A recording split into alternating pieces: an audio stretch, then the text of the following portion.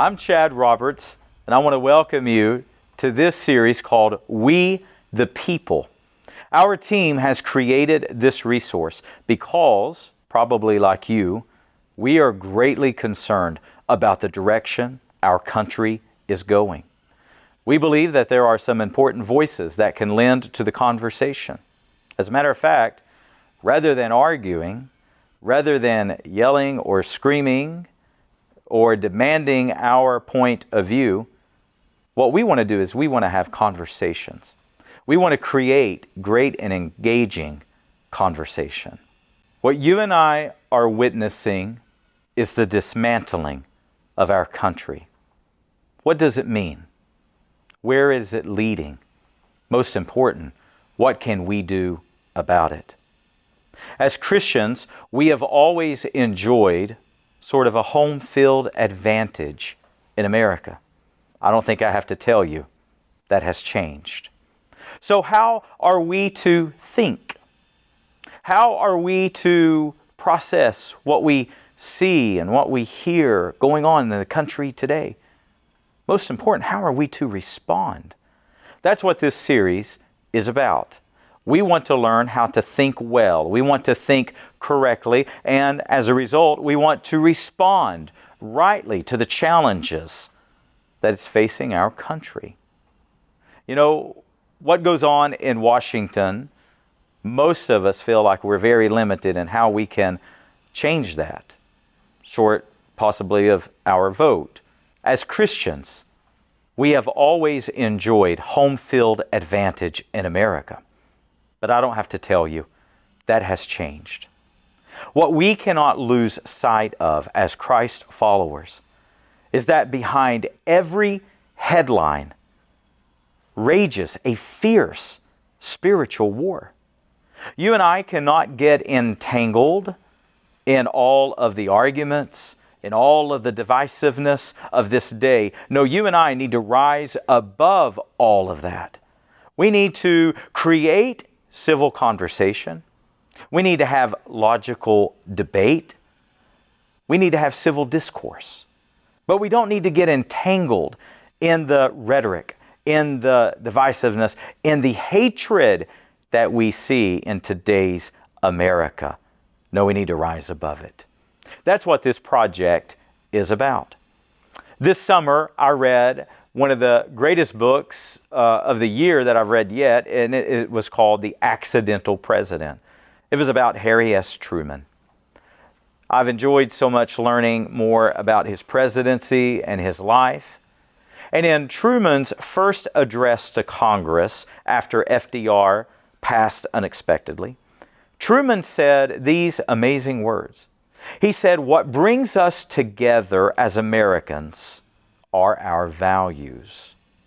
Now, fast forward to today, to the current administration, I heard our president say, what brings us together as Americans is our love for the country. Now, I noticed a big difference there.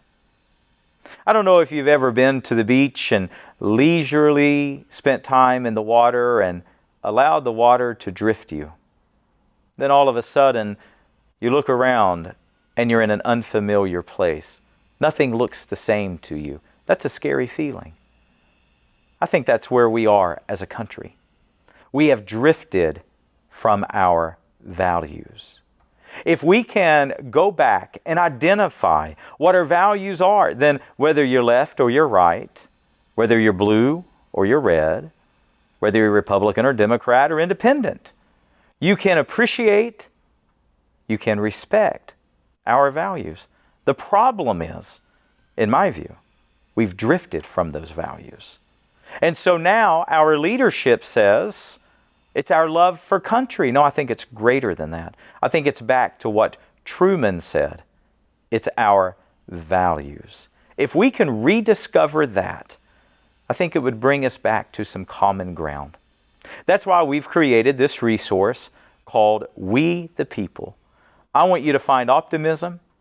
I want you to find hope.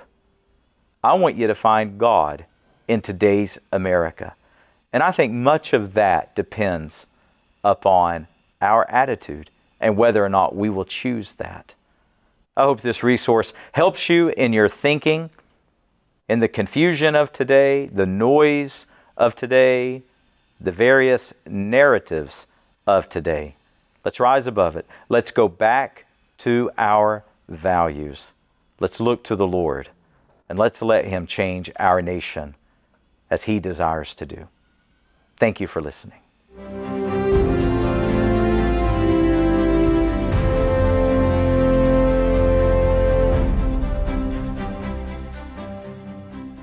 Hi, I'm Chad Roberts, and I want to welcome you to another session of this short collection of videos called We the People.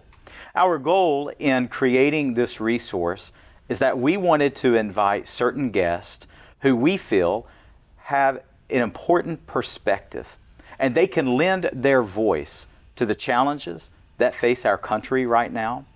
The guests that we have invited, I believe, are incredible thinkers. They have wonderful perspective, and I'm so glad to share it with you today. You know, we are in many ways in uncharted territory, at least within my lifetime. I don't think things have ever been more divisive. Things have never been more confusing. And I want to know how to think well. I want to learn how to think clearly. And the voices that we have invited, the guests that we have invited, I believe, have a very clear voice, and they can help us think. Well, today I want to welcome our guest, Dave Clark. Dave, thank you so much for being willing to share your thoughts with us. Dave, tell us a little bit about you. Tell us a little bit about your background, the amazing career that you've had, and where you are today. Well, thank you for the accolades. I'm not sure I'm warranted those. I started my career, was a graduate of West Point, spent a number of years in combat units deployed on the old East German and West German border. Had an opportunity to really see what evil looked like across the wire. I then went to graduate school and went back and taught strategy and national security policy at West Point. Came here 30 years ago, have been an entrepreneur and business owner in this region ever since that time. During that time, I had my reserve duty. I went back and taught. I taught for about another 8 years at West Point as well. And I'm just glad to be here. Well, thank you for your service to our country. I've enjoyed some of the stories that you've shared with me previously. And I think that you have an important voice in our region. Matter of fact, you write for our paper here, correct? Yes. And you've got a column that is coming out about freedom. Tell us a little bit about that. Well, it's generally titled, What Type of Freedom Do We Want Today? We are in a time in which there appears to be the divisiveness that you spoke about, and I believe a lot of it goes back to how we view freedom in our country. There are really two types of freedom. There is negative freedom and positive freedom, and those are not pejorative terms, those are really descriptive terms. Our Bill of Rights is fundamentally based on negative freedom, meaning that there are restrictions on what the government can do to the individual. They can't abridge religion or free speech. And that's the fundamental basis of the Constitution. I believe our original founders were very concerned, obviously, after what the causes of our revolution, about what government could do to the individual. And that's the basis of the Bill of Rights. Positive freedoms are the right to do what we want to do, to act without being acted upon. I think the difficulties today, in some measure, result from the fact that we have evolved or morphed our vision of those freedoms. For example, in the negative freedom category, that's really freedom from something. And now we view it's not just freedom from government interference, we believe in freedom from poverty, that the things that we should be free from have expanded from those things that restrict us to those things that may be just inherent in our environment. And so we see an ever-expanding role of government to alleviate some of those things, so that it's not the role of government that restricts us, somehow it's the role of government that enhances us. In the positive side, we have come to believe that it's not just that I am free to be as good as I can be, the American dream that I can build a life for myself and for my family that is better than it was before, the individualistic spirit of the frontier spirit, for example. And now it is that the government's role is to give us resources for us to be able to do things.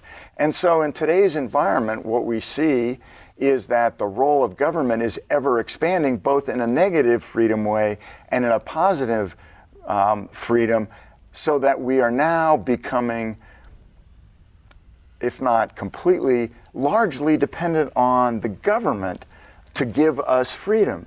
And I don't really think that was the original intent of our founders, and I don't think that's the direction that we necessarily ought to go. The more that government does, the more it restricts us. For example, if it gives an advantage to remove poverty or want in the world, it also has to find those resources. Well, those resources either come from taxing other people, or in today's environment, which is really even scarier, that we're not paying for the money we're spending, which means we are pawning that cost off on future generations. Absolutely. So now our children are paying for our benefit today, and I don't think that's the right way we should go. I agree. I just heard a quote from President Carter when he was in office, that to pass on debt the way that we're doing, it's immoral. It is. And here we are decades later, we've lost sight of that, even more so. We somehow believe that government expenditures, government activity has no cost to society, and that is simply incorrect. And so really what we should be doing today is trying to determine what's the appropriate role of government. How much should the government be taking from one group to give to another group? How do we create an egalitarian society in which there is opportunity for everyone? Not that we are all equal, but that we all have equality of opportunity. How do you think the Constitution in today's environment should be restricting our government? Well, originally the founders were pretty adamant that government needed to be restricted. And when you think about it, the Bill of Rights was added because there was a number of representatives in the Constitutional Convention that would not sign the Constitution without very specific restrictions on what the government could do to us, what liberties we could have as individuals within the society. So I believe our founders would be quite concerned about the ever-encroaching role of government in our society. And honestly, this isn't necessarily a left versus right disagreement. Both sides agree with freedom. It is really how it comes about. And quite honestly, conservatives are even okay with the government expanding its role. It's just the role that they want them to have. And I think we would be well advised not to argue over symptoms, which is what we are doing today, but to roll back our discussion and talk about foundational principles. That's excellent.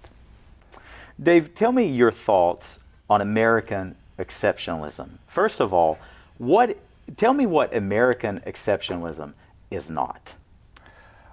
We are not a perfect society. We should not compare ourselves against other cultures, other societies, and say we are better than them. That's not really what American exceptionalism is about. American exceptionalism is about aspirational goals, who we aspire to be, who we want to be. We will never be a perfect society. There hasn't ever been one.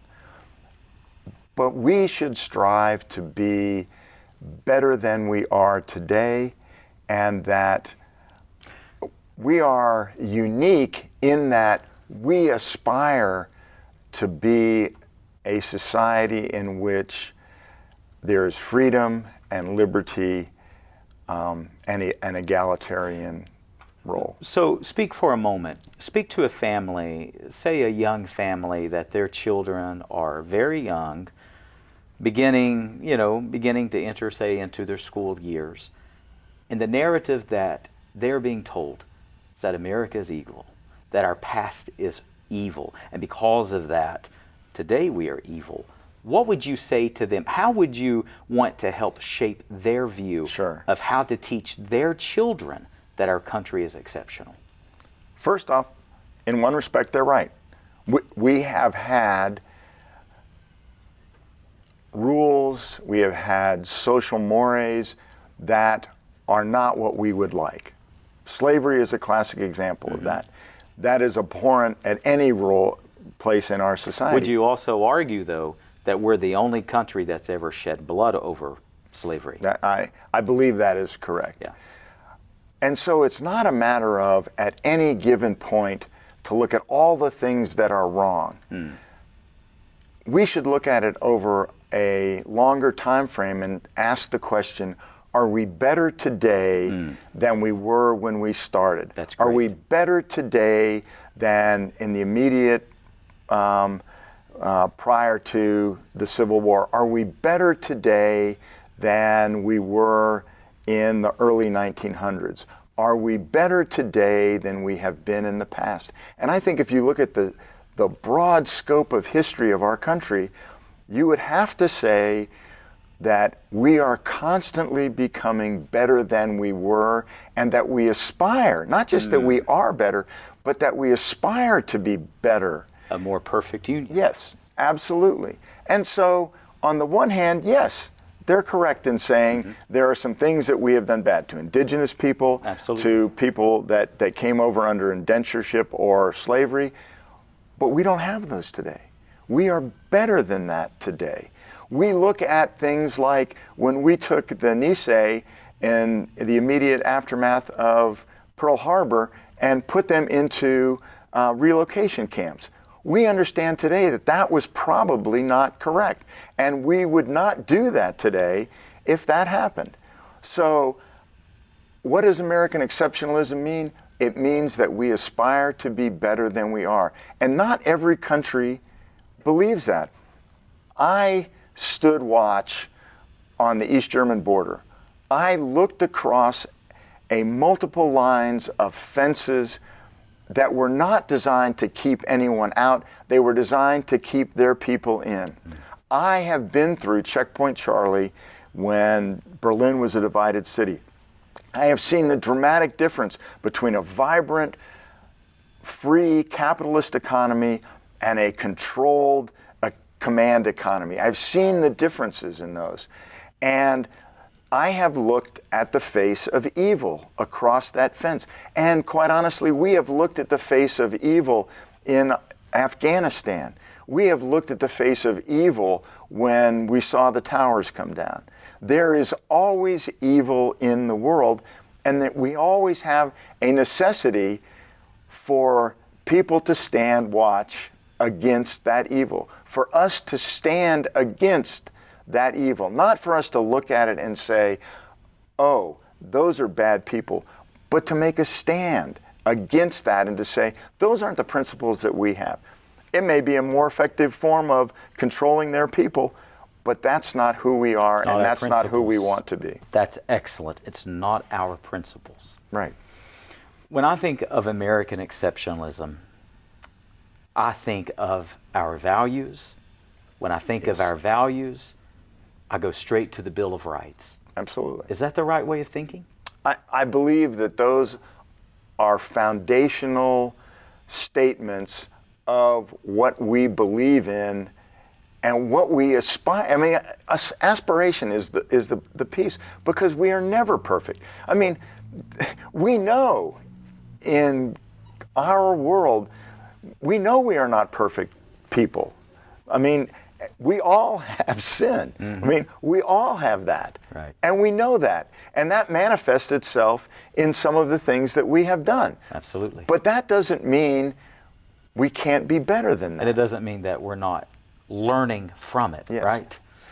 And my former pastor, Greg DePriest, made a comment that faith is living today as if the world you want to have already has come true. Isn't that what American exceptionalism really is? That we try to live today as if the world we want is here, and we fail and we make it better, and we fail and we make it better. But we never give up our faith in believing that our society can be better than it is today. If you could change one thing in today's climate, what would you attempt to change? I would attempt to change the way we discuss our differences. We are constantly fighting over the symptoms.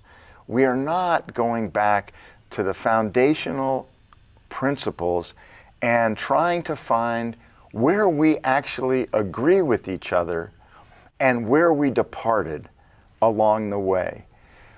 We will never come to agreement if we're constantly fighting about the symptoms. We may find, and I believe we would find, common ground. And then from that common ground, ask ourselves, why did we get to where we are?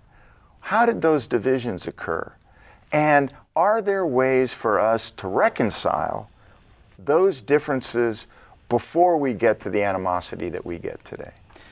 When I think of our country right now, I think of someone who is leisurely in the ocean, and all of a sudden they begin drifting, and they don't realize how far they've drifted. Yeah. And then all of a sudden they don't recognize where they are. Yes. That's how I feel about our country. We don't recognize it's. Do you agree that it's unrecognizable? It's getting to that point if things don't change. We need to be deliberate in our actions. Okay. We need to be deliberate in how we view other people in our society. We need to be deliberate in who we vote for, why we vote for them. If we are not deliberate, if we, as you said, if we simply allow ourselves to float around, we will likely be in a place that we don't want to be. I taught strategy at West Point. Strategy is all about understanding where you want to go and then applying your resources to get there. If you don't know where you want to go, you will end up anywhere. So Dave, when we talk about American values, does socialism, does Marxism, does that fit our values as Americans? Well, socialism is about the consolidation of decision making, of finances, of control. And as we spoke, our founding documents, the Bill of Rights, were about restrictions on government. And I think when people talk about socialism, and I won't go to communism because and they frequently talk about democratic socialism like you see in countries like Sweden and in Europe, where they have socialized medicine, where they have large social safety nets. They came from a heritage of governmental control, of empires, of monarchies. That is not where we came from. The Bill of Rights was about a list of restrictions of government. We are inherently wary of the consolidation of power. And so I don't think, even if there are merits in parts of that, that is part of our heritage and our aspirational goals. I have been part of two of the largest socialized medical systems in our country, the military and the VA. They have good care, but they are rationed by standing in line. If you looked at the communist countries in Eastern Europe and Russia, it is all about standing in line because you have to ration a scarce good one way or another. In a capitalist system, we ration it by price. We equilibrate supply and demand, and that's the price there is. Can we do better with healthcare?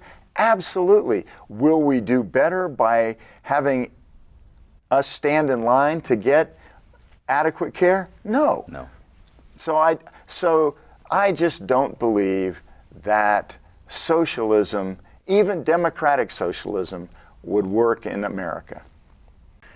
Dave, I can't tell you how intimidating it is for myself to be talking, asking questions to a former West Point professor, but I want to get your answer on this. Are we a democracy or are we a constitutional republic? Will you explain the difference to us? Sure, but first I want to say, don't be intimidated. I'm just a regular guy too, okay? We come from different backgrounds. There are things in the spiritual realm, for example, that I am extremely intimidated by you. So we all have our own level of expertise, I guess. So please don't be intimidated. Okay, our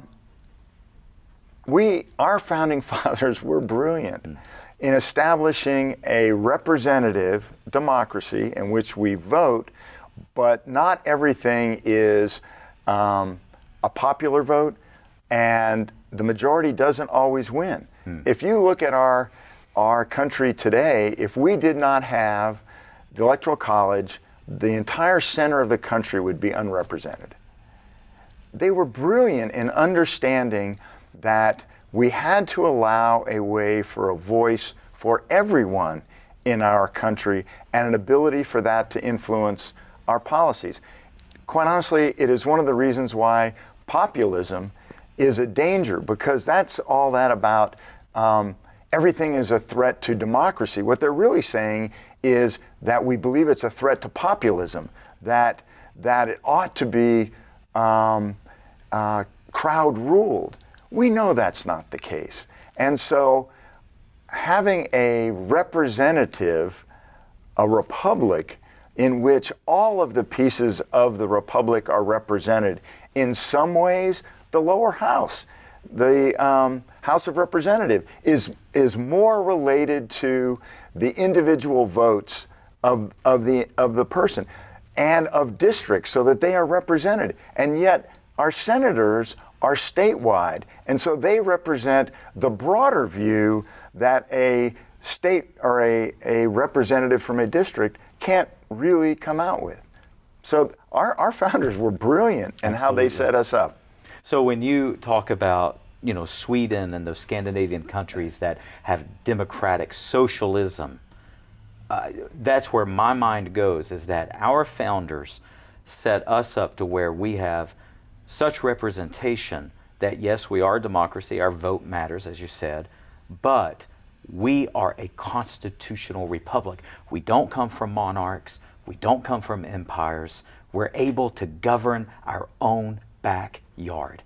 It's amazing to me. Yeah, I mean, absolutely, that is the case. And remember that socialism is about concentration of power.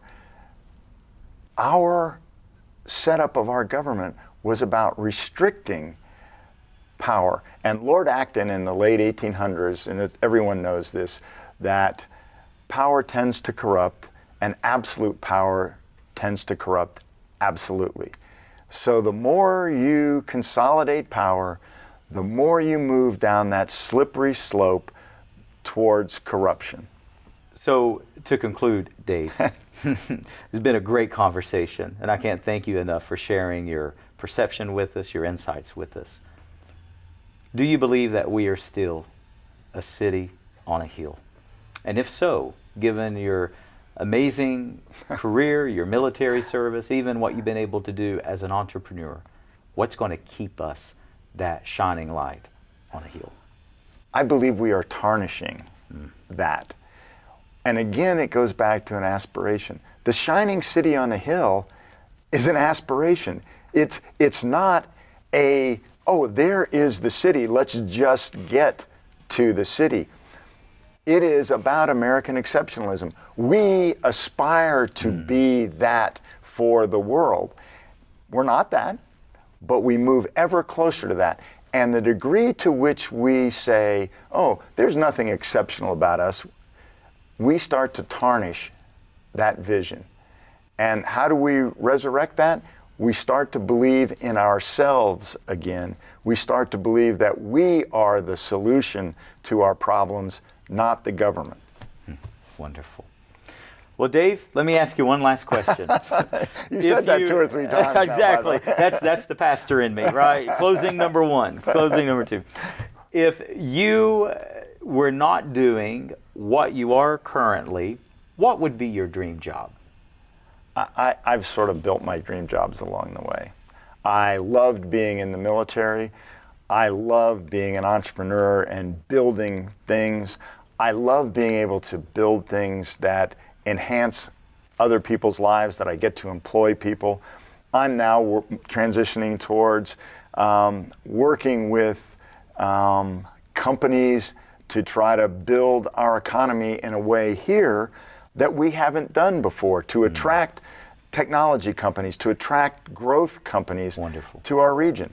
So I'm actually doing a lot of the things I love to do, and I look back at roads not taken, but I don't regret the decisions I've made in life.